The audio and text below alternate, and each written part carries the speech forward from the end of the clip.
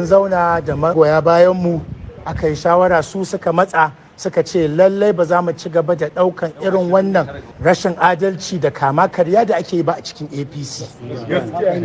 Suka zo dama tuntuni sun daɗe suna matsa mun sun ce a'a mu ci gaba da haƙuri. To an ƙure mana haƙuri. Saboda haka yanzu mutanenmu su suka ce min dole sai mun koma NNPP, ko ba haka bane?